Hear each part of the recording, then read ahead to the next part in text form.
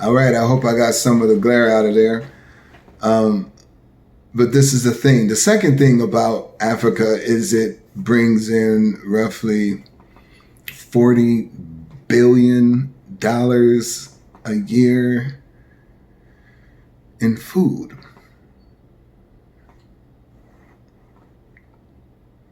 Just think about that. Africa doesn't feed itself. And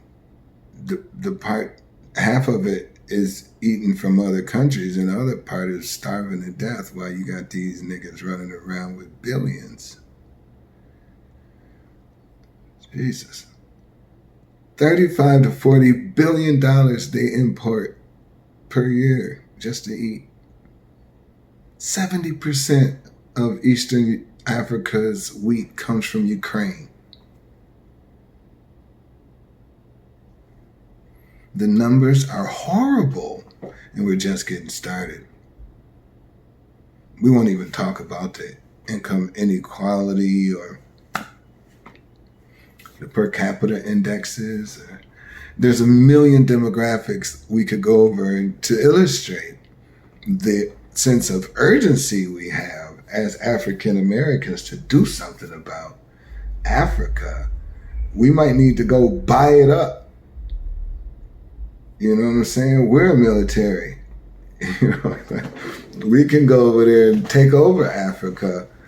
You know, and I guess the most embarrassing thing is that Africa is a sitting duck for anybody, right? Nigeria will be Africa's first superpower in 2050. And Nigeria doesn't have a military worth even speaking of.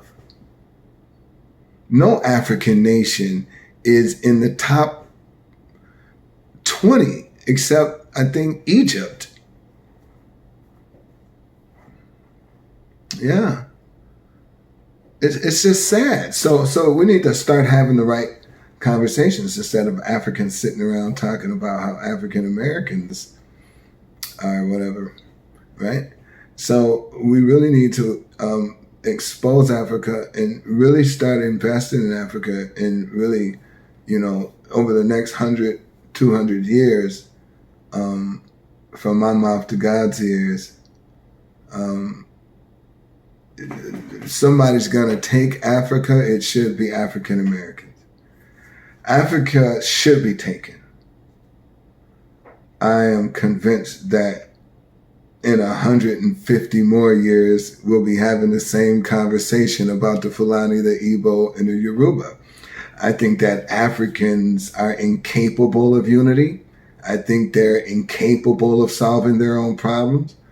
I don't think that Africa will advance much in the next 200 years, all because the hearts of Africans are so self-centered and narcissistic and self-consumed and self-absorbed. This is indisputable.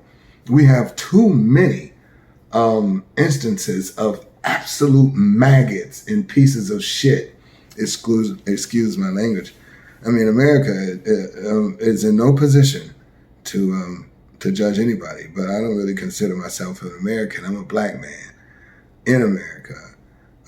America is mine because we built it, and we died for it. But, you know, so that's the thing with Africa. So every day I want to go over some different numbers, and I could probably go over this for the whole year or the remainder of it and still not touch the tip of the iceberg of how ubiquitously silly and ridiculous Africa is, and it's just getting worse.